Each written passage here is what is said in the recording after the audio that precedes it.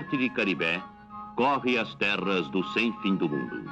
Pedaços da alma do Brasil, colhidos nas pinceladas deste baiano de várias artes, estão expostos em outros países. No aeroporto John Kennedy de Nova York, por exemplo.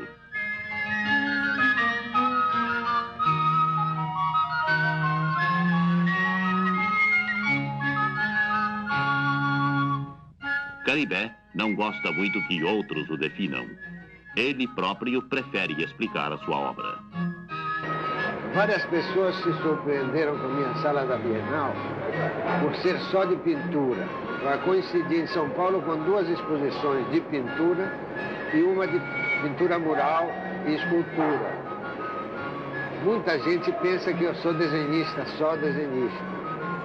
E, no entanto, eu comecei pintando, tanto assim que na sala da Bienal, que é uma pequena retrospectiva, há quadros de 1935, 38.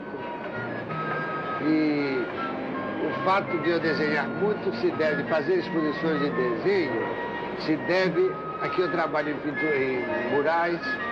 Estou agora fazendo este de concreto para o Hotel Nacional e fica pouco tempo para a pintura, quer dizer, pouco tempo de dia. Então, de noite eu desenho e fiz muitas exposições só de desenho e por isso há esse equívoco com respeito a minha pintura. É isso.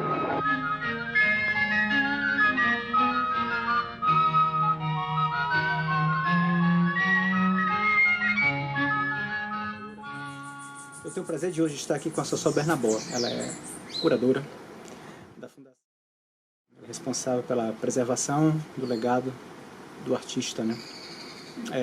Das gravuras, das pinturas, das esculturas, das ilustrações, das cerâmicas, deste homem que se chamava Hector Júlio Paride Bernabó, Caribé. Então ela me concede a graça aqui dessa entrevista, dessa conversa. E eu tinha muitos temas para tratar com você, de fato, e um que me fascina mesmo é que nós temos sempre a visão do artista, né? Do grande homem que foi, da pessoa que foi seu pai, mas eu queria saber, de início, como era o homem, como era o pai no convívio. Eu conversei rapidamente com o teu filho, e ele disse que era difícil separar, mas depois que você tem uma dimensão do homem, o grande, a pessoa que é, dá para separar com o passar dos anos, né? Mas como era o seu berço? Era, antes de tudo, uma pessoa simples, né, no trato, né? Uma pessoa amigueira, como se diz por aqui. Tinha amigos em todos os lugares, era um trabalhador, mas você não reparava que ele estava trabalhando, né? E ele estava trabalhando o tempo todo, né? Ele começava a trabalhar cedinho, de manhã bem cedo, trabalhava o dia inteiro. Mas você chegava no estúdio e ia conversar com ele, ele conversava, quando ele estava a fim de sair, ele saía. E voltava para terminar. Voltava para terminar. Sem hora, ele voltava, mas voltava para terminar o que ele tinha começado. Mais ou menos, porque ele fazia muitas coisas, então isso era um pouco variável. Por exemplo, se era um mural e algumas coisas tinham data, né, para serem feitas, né? Mas outras não, né? Então, desenho normalmente ele fazia e terminava no mesmo pique, digamos, né? No mesmo, começava e terminava. Quadros a óleo demorava muito tempo porque ele achava chato, que era muito detalhe, aquela coisa. Então ele fazia, normalmente ele pintava vários quadros ao mesmo tempo, a óleo. Então você tinha quadros, quando ele faleceu, por exemplo, tinha 20 e tantos quadros em diferentes estágios de terminação, sendo que quando ele considerava que o quadro estava pronto, ele assinava. Ele só assinava quando ele considerava pronto. Isso quer dizer que alguns quadros demoraram muito, outros menos e tal, mas... E é isso, ele trabalhava todo dia, sábado, domingo, mas também viajava, também ia visitar os amigos, saía, não tinha horário, né? Assim, já depois que ele conseguiu não trabalhar mais, trabalhar só na arte, né? Que ele gostava de fazer. Que foi quando ele veio aqui para a Bahia, na verdade. Eu queria chegar nesse ponto do início, né? De fato, ele nasceu em Llamas, na Argentina? Ele nasceu em Lanús, na Argentina, que é uma cidade próxima a Buenos Aires. É grande Buenos Aires. Você estando lá, você não percebe que saiu de Buenos Aires, digamos, né? Mas é um bairro ferroviário, né? E não é um bairro rico. Hoje em dia está mais... tem uma universidade lá, tem várias coisas, mas era um bairro, assim, não tinha aqui, naquela época aqui lá na Argentina não tinha favela, essas coisas, mas era um bairro pobre, por assim dizer, né? Sobre do pai dele, seu avô, né? E era italiano? Ele era de Florença? Não, ele era toscano. De uma cidadezinha chamada Fivizzano. Que hoje tem 1.500 habitantes. É muito pequeno. É muito pequeno. Você já voltou a residir na Itália? Sabendo de todo esse passado aí italo-brasileiro, italo-baiano, se eu posso dizer? Você já passou Não, a gente fez agora, está fazendo o processo de fazer a cidadania, né? Mas eu nunca morei na Itália, estive na Itália algumas vezes, mas morar nunca. E seu pai tem obras públicas lá? Tem alguma coisa exposta? Na Itália não. Olha, já teve exposições lá, mas não assim ter obras lá. Obras na rua, obras públicas, espaço público, né? Não. Curioso, né? Acho que o governo italiano, quando se der conta do tamanho desse filho aí de Leto, é uma coisa incrível, não tem nada. Não tem nada, não. Que eu saiba, pelo menos, não pode ser. Coleções privadas, seguramente.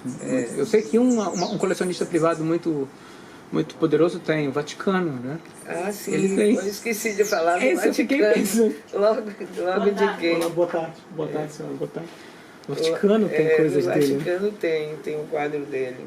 Esse qual é o quadro? É uma Madonna? É uma Maria? Não é uma Madonna, não. Será que é um orixá? Um voodoo? Também não é um orixá. Se fosse um voodoo é um santo. É um santo, mas eu agora não me lembro. Mas depois eu posso lhe passar, não me lembro qual santo é. Né? Então tá lá na coleção do Vaticano. Tem sim. Sim, então imagina. Também que o Vaticano é um país independente, né? Mas olha, eu fiquei muito. Eu acho que isso foi comprado para o museu do Vaticano. Esse museu gigante que tem lá. Sim. E eu acho que na mesma época que ele estava vendendo, ele também conheceu a rainha da Inglaterra. Isso eu queria saber se você tem uma história para contar dessa visita dele. Isso foi antes, foi bem antes, né? Okay. Porque essa coisa do Vaticano foi nos anos, deve ter sido fim dos anos 80 e início dos 90, por aí, né? E já a questão da rainha foi quando ela esteve em Salvador, porque a rainha veio para cá.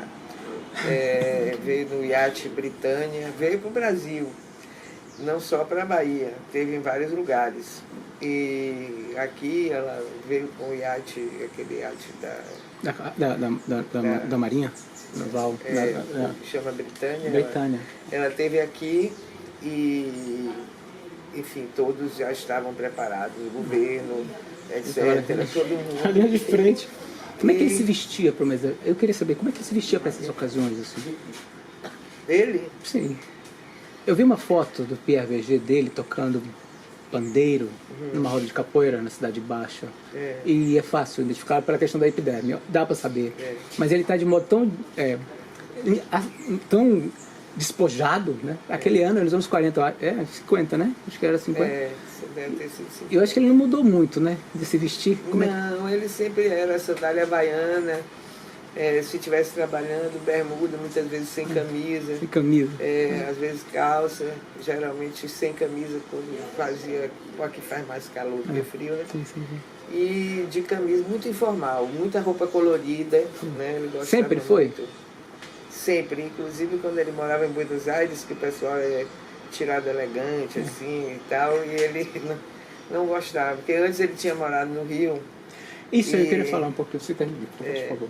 E aí acho que por causa disso ele já estava com essa coisa de usar a cor, ele gostava de usar cor, coisas coloridas.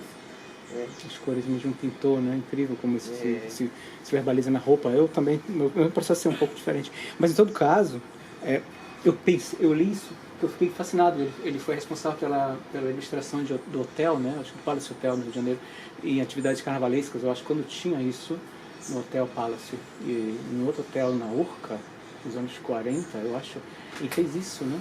Ele fez ilustrações para desfiles de escola de samba, não para escola de samba, para as festas temáticas de carnaval. Ele fez. Ele fez isso, né? Mas não sozinho. Porque a família de meu pai, como meu avô era assim uma pessoa que muito inquieta e morou em vários lugares. Então Chamava como, né? Ené Bernabó. Ené Bernabó. E ele casou com minha avó, e minha avó era aqui de origem brasileira, casou, o primeiro filho deles nasceu no Mato Grosso, as duas seguintes no Paraguai, depois os dois seguintes, e meu pai foi o caçula, na Argentina, mas em províncias diferentes, né? E quando meu pai tinha 6 meses, voltaram para a Itália, né? Foi a família toda, até que meu pai estava com 9 anos, aí eles vieram para o Brasil, todos, e aí no pós-guerra, Brasil, né? Foi no pós-guerra. E no Brasil? Eles vieram para o Rio, moraram no Rio, e como meu avô era um cara que a profissão dele era contador, quer dizer, não era uma pessoa de uma profissão assim, então nem marceneiro, contador. E ele ia para os lugares e juntava dinheiro para chegar e não sei o que e tal, mas aí terminava o dinheiro e às vezes ele não tinha achado ainda trabalho e tudo mais, então com isso minha avó, que era uma artista, né, de certa forma, era uma dona de casa, mas ela botava os filhos para fazerem vários tipos de coisas, né? De desenho, flor de chapéu, minhas tias também, costura, bordado, muitas coisas. E o meu tio mais velho tinha em determinado momento, ele já os três homens, que são 3 homens, eram 3 homens e 2 mulheres. Todos artistas. O mais velho fazia fotografia e cerâmica. O seguinte era pintor, o tio Roberto. E meu pai também, com os irmãos, e ajudava, tinha esse negócio todo, né? E depois todos os adultos, meu pai chegou a estudar Belas Artes na escola. Sim, ele estudou na Escola de Belas Artes do Rio de Janeiro, né? No Rio. E todos pintavam. E teve um ano que eles conseguiram a decoração de 3 hotéis para grandes bailes de carnaval. Isso. Aí um deles foi até o Copacabana Palace. Assim. Então era uma atividade familiar.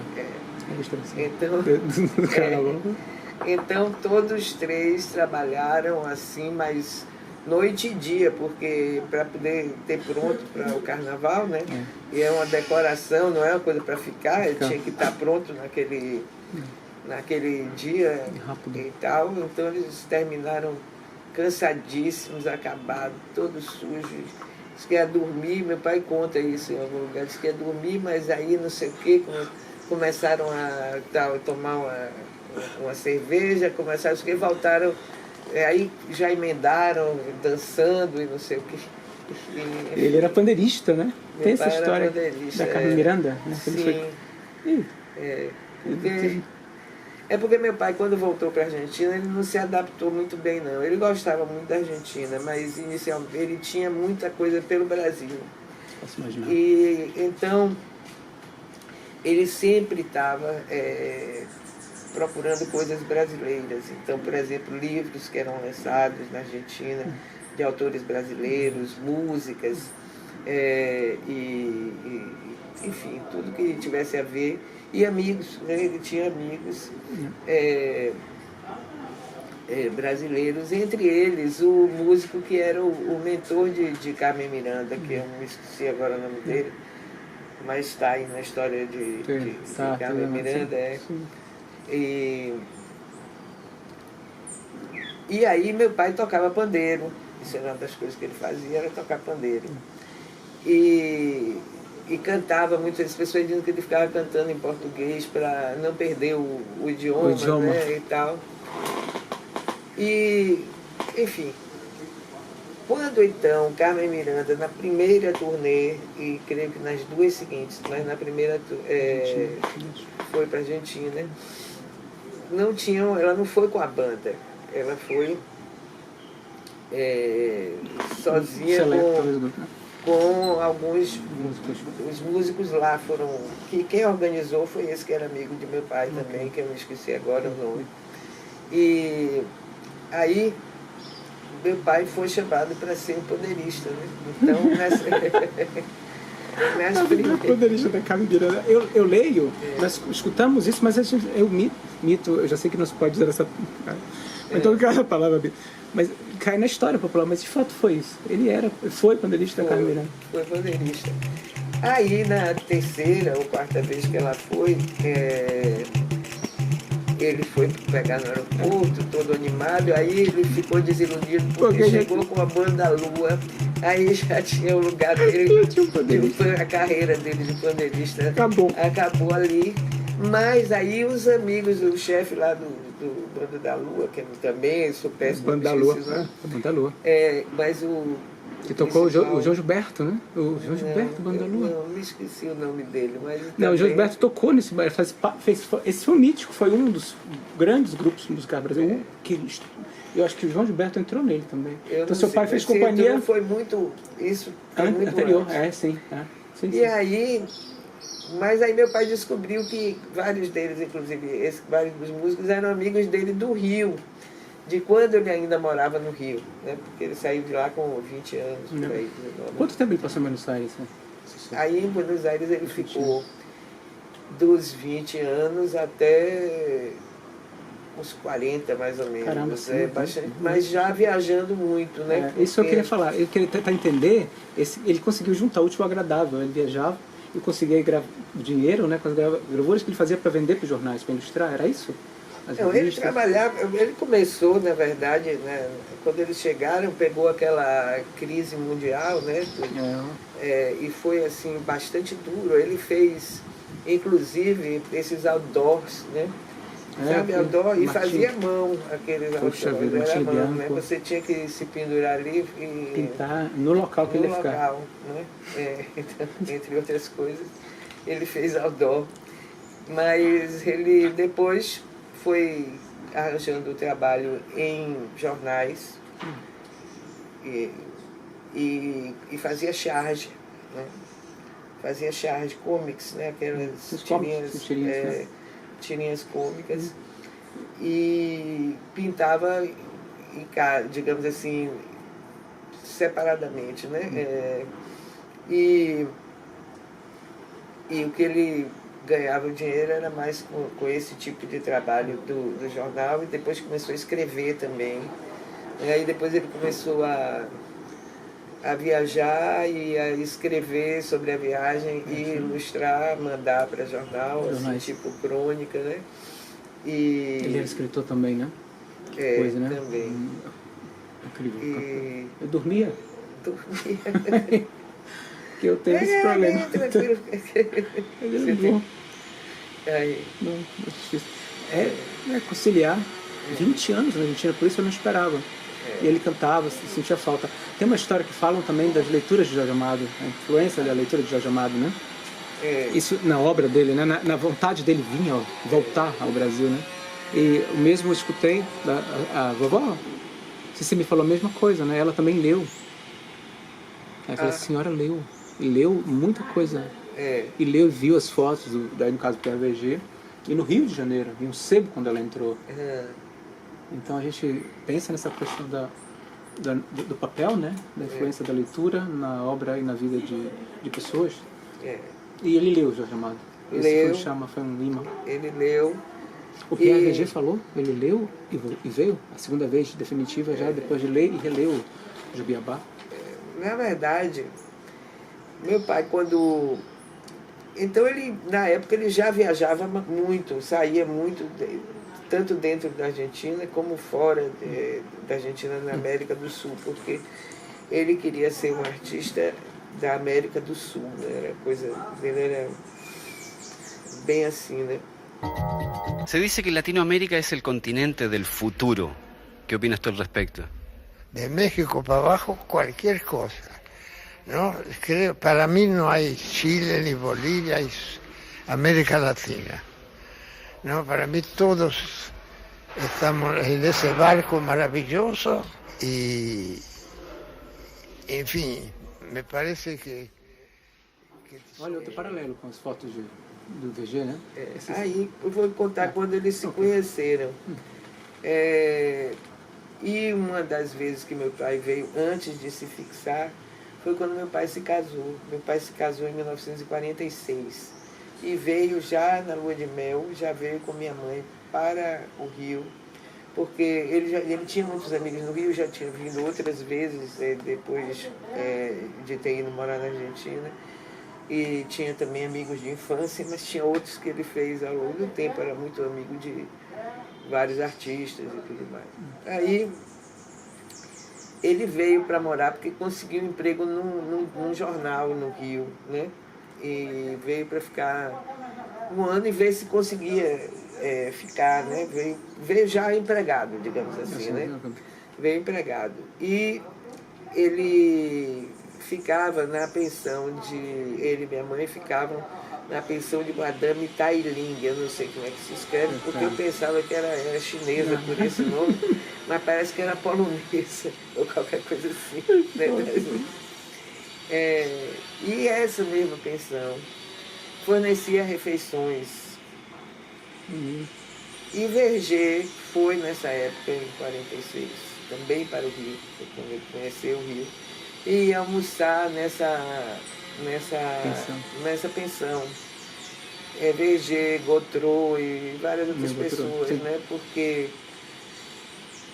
gostavam, então iam almoçavam. E foi aí que meu pai e Verger se conheceram. Foi aí que meu pai falou muito para Verger sobre a Bahia e tal. Porque meu pai também já tinha vindo e passado um período aqui em 38. Pela primeira vez ele veio à Bahia, ficou 6 meses, foi em 38. Em Salvador. Então ele já conhecia, porque essa coisa de conhecer a Bahia foi através de Jubiabá, o livro de Jorge. E foi, né? De fato, eles leram o mesmo livro. Ele dizia que queria conhecer.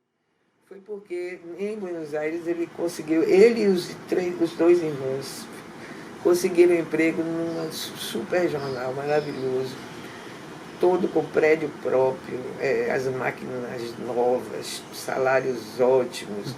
E meu pai conseguiu o emprego dos sonhos. Perfeito. Né? E qual era esse emprego? Ele ia dar volta ao mundo de navio, ia dar volta ao mundo e de cada lugar que ele parasse, ele iria escolher e escrever sobre aquele lugar e tal, né?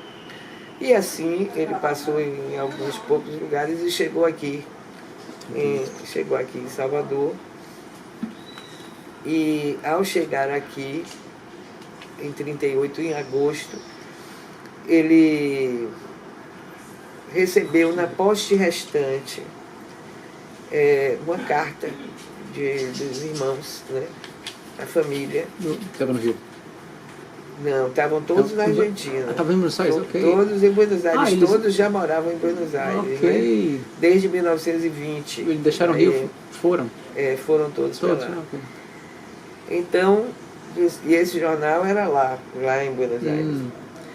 E aí recebeu essa carta que dizia o seguinte: o jornal faliu, esse jornal maravilhoso.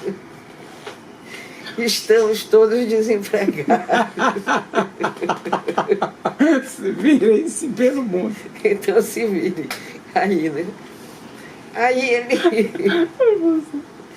Aí por motivos até práticos, né? Não tinha trabalho, não tinha nada.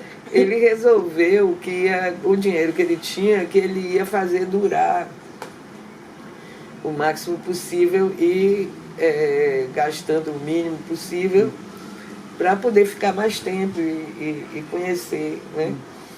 E de forma que ele ficou bem em lugares assim muito baratos, chegou a ficar inclusive no Trapiche Adelaide, que as pessoas dormiam lá assim sem... Era um lugar meio abandonado e tal. Mas aí conheceu toda essa coisa de feira, de não sei o que, de candomblé, dessas coisas. A capoeira, que ele era capoeirista, esquecendo do capoeirista de Angola. Ele foi mestre do mestre Bim Pachinha. Foi estudante, aluno de mestre Pachinha. É disso que eu quero fazer, Carlinhos. Aí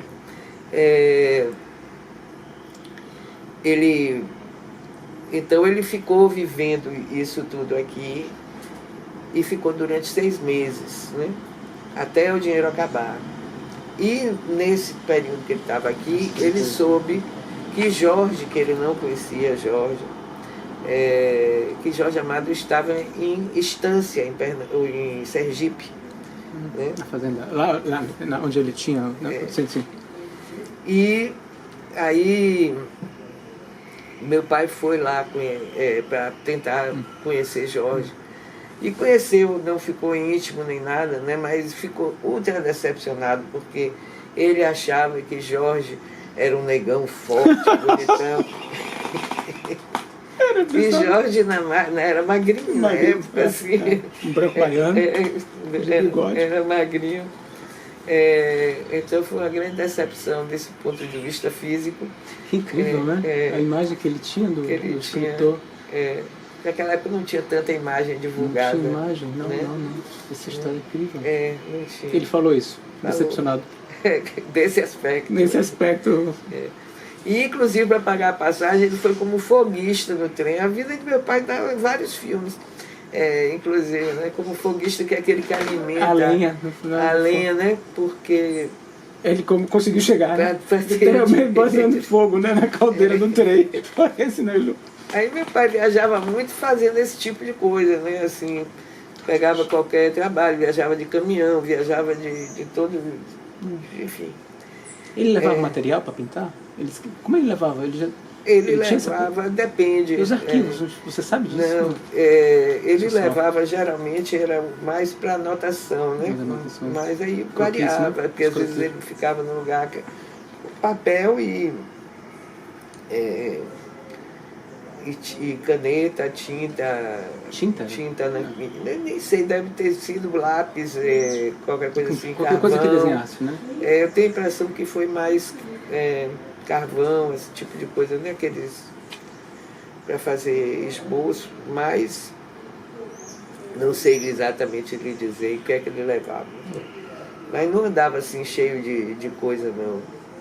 Agora, quando ele parava, provavelmente às vezes comprava uma tela, mas ele fazia muito anotação quando ele viajava. O que é que significava? Ele gostava disso aqui, ele fazia o esboço e botava, para não esquecer depois, e botava as cores, anotava as cores. Ele tinha essa preocupação de ver as tons. Camisa azul, não sei o que, as cores que ele viu naquele lugar, né? Até lembrar depois. Aí depois, quando ele chegava num lugar que ele realmente pudesse desenhar e ter o material, aí ele fazia baseado naquela anotação que ele já tinha feito anteriormente, né?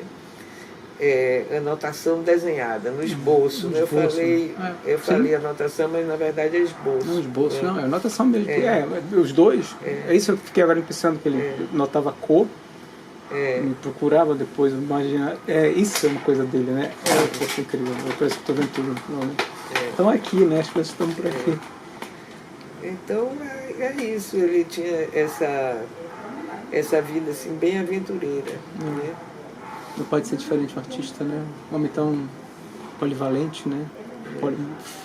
Facetas tão de fogueiro a... Não sei se foi jogador, isso aí já é demais, jogador de futebol. Mas capoeirista eu sei que foi.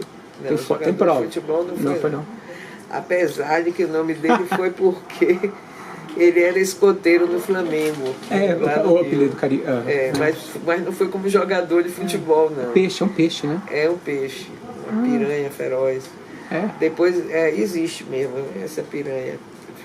Todas as piranhas são São ferozes. ferozes, mas essa é mais feroz ainda, né? Mas aí depois os amigos faziam brincadeira com ele, porque Caribé também é um mingau que se dá mulher parida. Mingau de Caribé. Então, eu sou do aí, norte, se tu usa muito isso, né? Caribé. Exato. Mas aí Caribé, tá vendo que nada, que piranha nenhuma, é um mingau pra A mulher parida.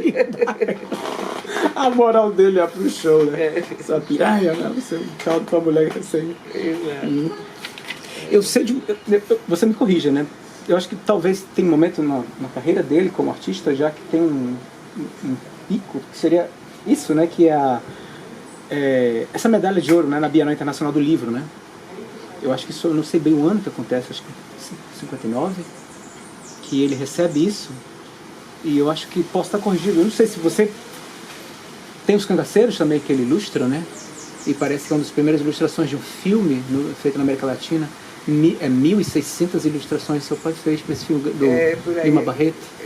Mas isso, na verdade, Sérgio é o Barreto, storyboard. É storyboard, É storyboard, que hoje em dia nem existe mais essa profissão, que agora o computador faz. E... Cenários, roupas. Não, ele fez o storyboard mesmo, porque todas as cenas do filme ele desenhou, as cenas do filme. Então são mais ou menos 1.600, 1.700 desenhos. Então, também ele fez isso, e ele fez, que está nesse filme, tem uma tomada muito famosa nesse filme. Que filme? O Cangaceiro. Ele. O Cangaceiro. E nesse filme tem uma tomada que foi de um desenho de meu pai, que tem uma montanha e os cangaceiros vão passando a cavalo contra a luz, assim, né? Então fica os perfis andando, né? Ali. E dizem que essa foi a primeira tomada desse tipo que foi feita no mundo em cinema, né?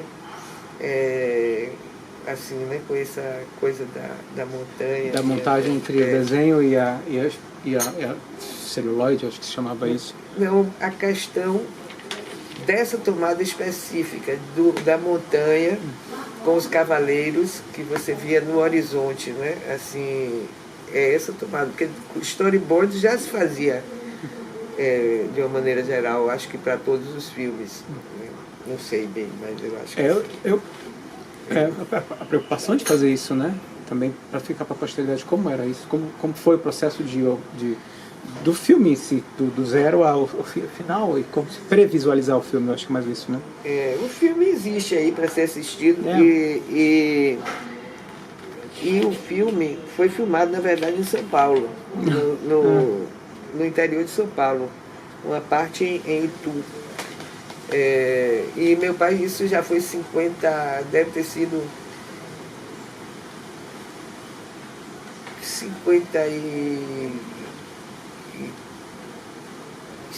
entre 50 e 53, mais ou menos, que foi a filmagem. Eu não era nascida ainda, estou falando que em 53 eu já era nascida, e foi aqui. Mas meu irmão foi, minha mãe também. Vocês são dois, né? Lá. Somos dois. Meu irmão e minha mãe foram. Né? Eu sei que em 59 ele tem ele ganha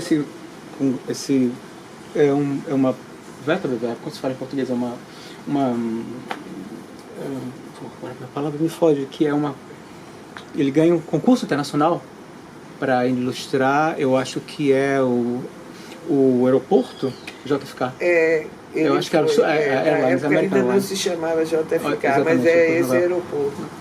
E foram 2 grandes murais de 15 metros por 5. Você acompanhou o que aconteceu com eles e todo esse sim, acompanhei, porque ia ser demolido. Exatamente. E uma baiana que estava lá, e o avô dela atrasou. E meu pai já tinha falecido nessa época. E conversando com o carregador. Eu li. Não foi história, foi fato. Verdade isso. E aí ela ficou sabendo que o prédio ia ser demolido. Aí falou aqui com o pessoal de uma grande empresa baiana. E falou, vai acontecer isso e tal. Aí eles fizeram uma negociação. com a American Airlines, porque esse mural ficava no prédio da American Airlines, né? E então restauraram, transferiram esse mural para Miami, onde essa empresa estava fazendo uma parte do terminal lá no aeroporto também. Então foi restaurado em Nova York e depois levado para Miami, onde está hoje em dia, né? Os dois murais estão lá. Foram, inclusive, a inauguração foi no dia do falecimento de Michael Jackson, foi em 2009. Tinha outras datas, né, que podiam estar do nascimento do Caribe seria mais interessante. Eu li isso também, né? Eu fiquei fascinado por essa história que uma pessoa encontrou.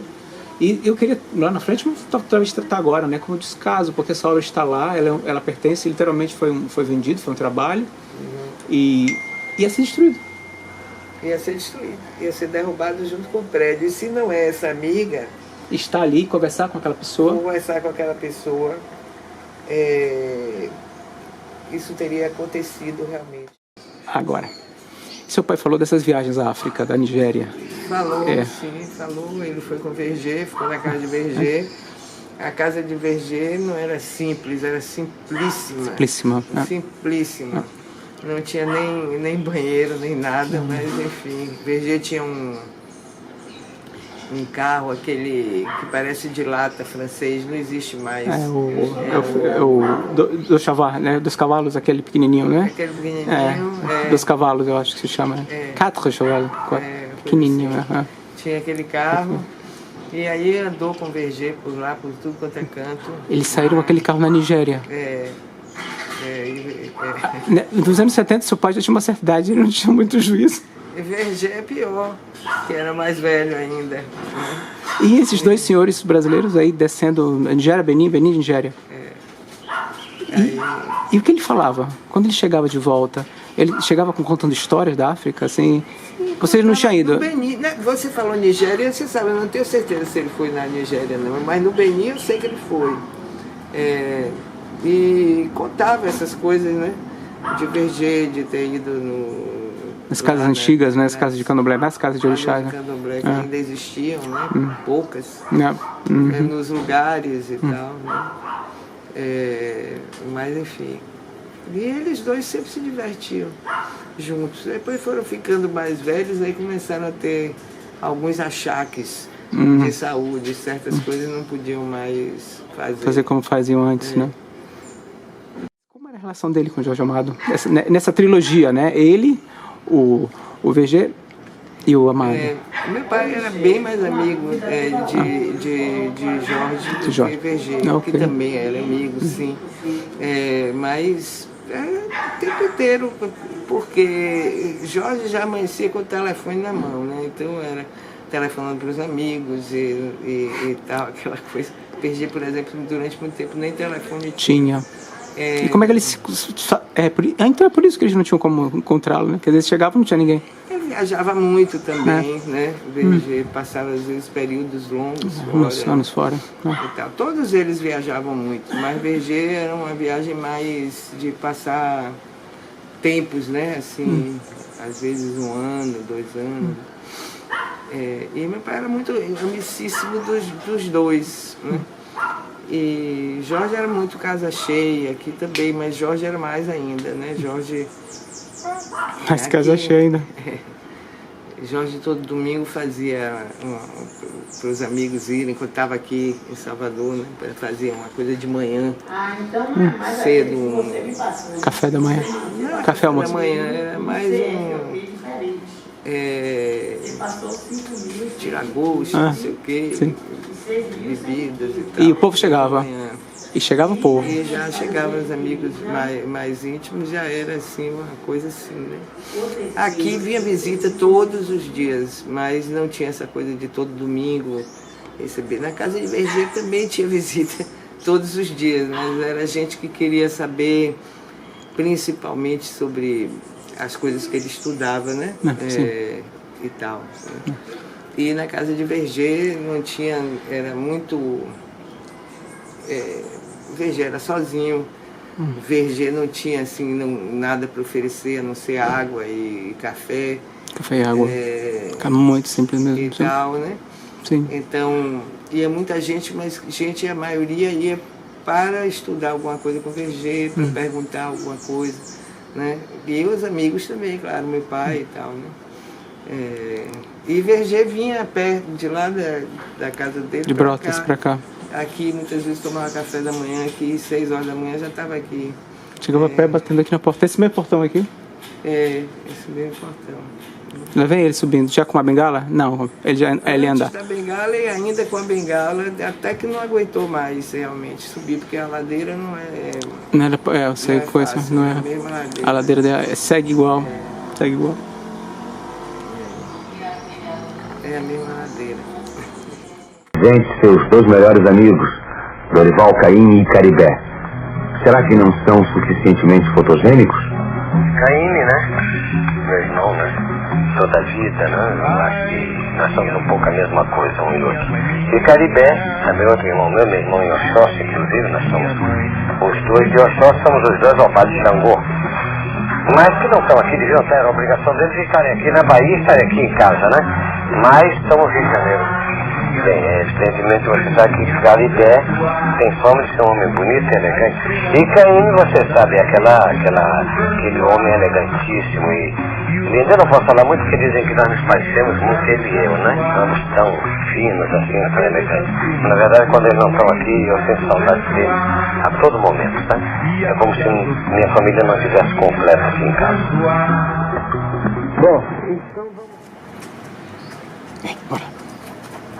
Estou chegando. Pensei agora, quantas vezes você desceu isso aqui? Quantas vezes você desceu essa escada? Muitas, né? Milhares de vezes. Eu vim morar aqui em 61. Milhares de vezes. Que idade você tinha? 9 anos. Então essas árvores aqui você viu? Muitas pequenas, ou nem existentes ainda. O bairro mudou muito? Não tinha nenhuma árvore. Aqui era... Meu pai, quando comprou essa casa, isso aqui era um campo de baba. Você sabe o que é baba? Não. Baba é pelada. Ah, pelada é. Ah, pelada. Aqui em Baiano. Em baianês. Baba. Não tinha, era chão batido.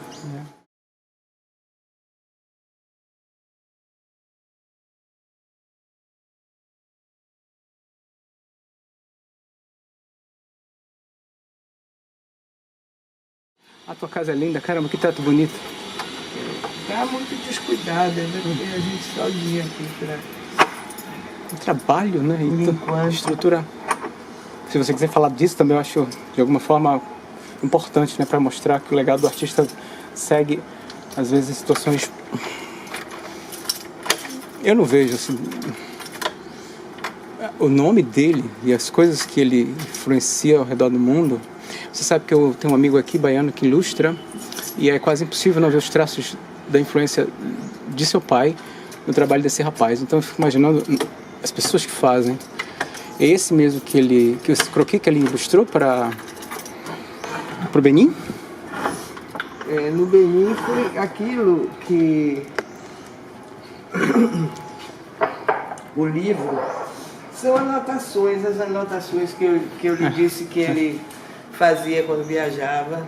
E Emanuel Araújo, Museu Afro-Brasil, fez um facsímile de um caderno de anotações de meu pai.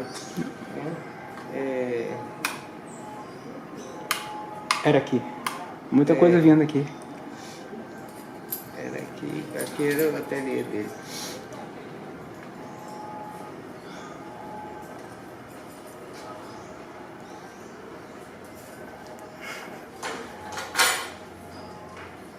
As pessoas entram aqui, Sossô? As pessoas que querem ver você entrar na casa, entrar na família, eles vêm aqui? Hoje em dia? Hoje em dia vem assim, marcada a hora, né? Porque a gente está em processo de musealização da casa, né? Uhum. Mas, por enquanto, só marcando hora.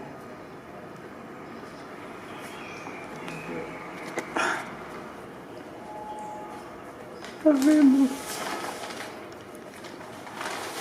Você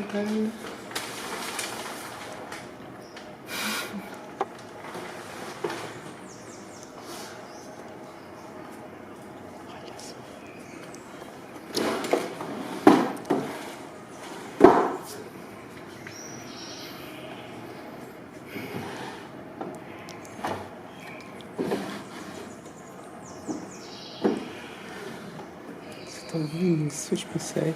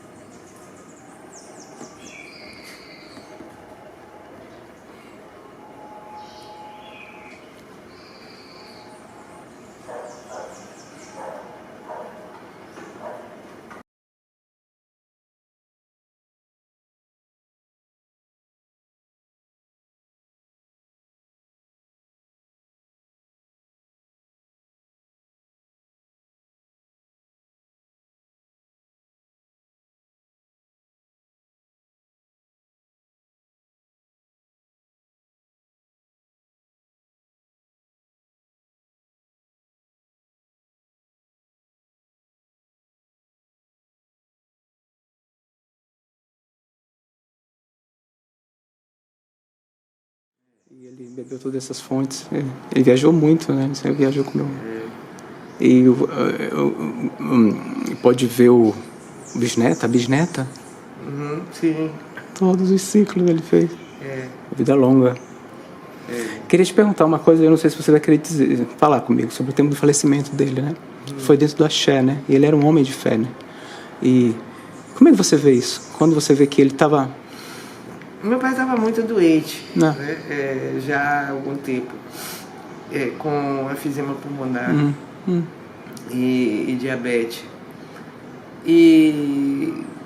Mas não ficou internado nem nada, né? Ele ficava assim, tinha que... No fim da vida ele não conseguia subir aqui, a escada, né? Por causa do fôlego. Porque ele foi um grande fumante, né? Ele era fumante. Ele era fumante. E aí... Enfim. Aí ele... Você lembra desse dia? Claro, obviamente. Lembro. Poxa vida, que pergunta, desculpa. Eu não estava com ele nesse dia, mas eu tinha ligado para vir visitá-lo aqui. E ele disse não, porque ele ia sair, porque ele ia no candomblé. Que dia foi da semana? Isso, não sei, foi uma quarta-feira. Foi uma quarta-feira. Foi uma quarta-feira, porque as pessoas pensam que ele morreu numa festa, numa cerimônia de candomblé. Isso não é verdade. Meu pai era Obá de Xangô, no Axé Opoafojá. E tem no Axé Opoafojá uma sociedade civil que meio que administra o axé, que os obás, Os obás de Xangô. Os obás de Xangô fazem parte dessa sociedade e resolvem os problemas não religiosos, ou tentam resolver, né? Então, tem uma reunião semanal que é às quartas-feiras, né? Então, por isso que eu digo que foi uma quarta-feira. Uma quarta-feira que ele foi para... Foi dia de Xangô, né? Ele era de Xangô, né? Não, ele era de Oxóssi. Também. Ele era de Oxóssi. Ele era de Oxóssi. Então, ele ficou... Porque ele se sentiu melhor. Aí um amigo veio buscá-lo aqui, naquele dia ele se sentiu melhor, ficou assim animado e foi para lá, para Afonjá. Isso foi de dia, não foi nenhuma cerimônia. De dia. Nenhuma cerimônia. Nada. A casa estava assim, aberta, normal. Sim. Era uma coisa assim de administrativa mesmo. Fala administrativo, parece que é o escritório, mas não é bem isso, né? Mas, é o ambiente de candomblé que nós sabemos como é. Mas é assim, porque, por exemplo, o teto de não sei aonde precisa consertar, ou alguma coisa que tem que providenciar, esse tipo de coisa, né? E aí estava lá, inclusive tinha 2 médicos entre os obás de Xangô, e num dado momento da reunião, ele se sentiu mal, saiu, né? e caiu assim do lado de fora, segundo me contaram. E eu recebi um telefonema dizendo que ele tinha se sentido mal. Naquela época não tinha celular, então eu fui... aí me mandaram para eu ir para um determinado hospital, eu fui, e aí não estava lá, aí eu liguei para a pessoa que tinha me ligado no orelhão, porque não tinha ainda negócio de celular, né, então. E então ele estava num hospital público, perto lá do Afonjá. E, na verdade, ele já chegou morto lá. Né? Então, quando eu vi, ele já tinha morrido. Né? Lá no Hospital Roberto Santos. E quando ele caiu, ele xingou, né? Disse que as últimas palavras dele... pode falar. Foi, puta que pariu, me fudi. A frase. Foi verdade, eu li, ele falou isso mesmo. Enfim. Não sei. Se fudeu, porque realmente pro homem, né? Que bom falar com você, viu? Deixa eu ligar aqui, tá? Espera aí um pouquinho. Obrigado por ter aberto sua casa e suas memórias. Memória é algo muito delicado.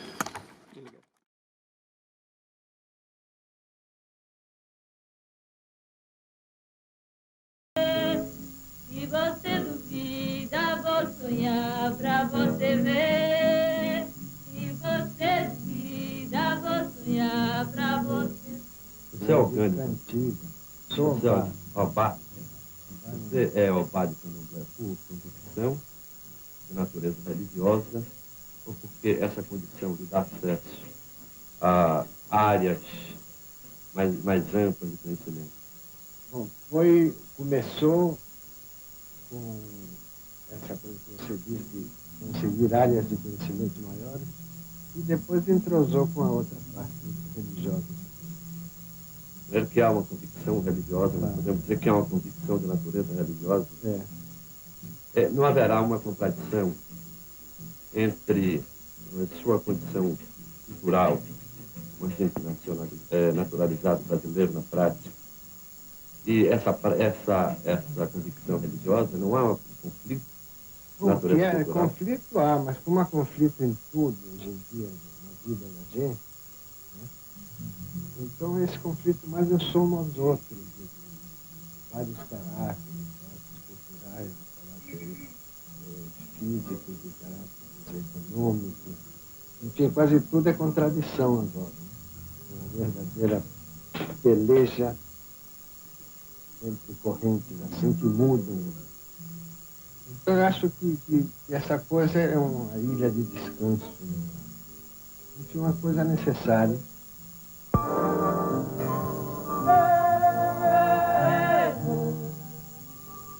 Meu povo come corar.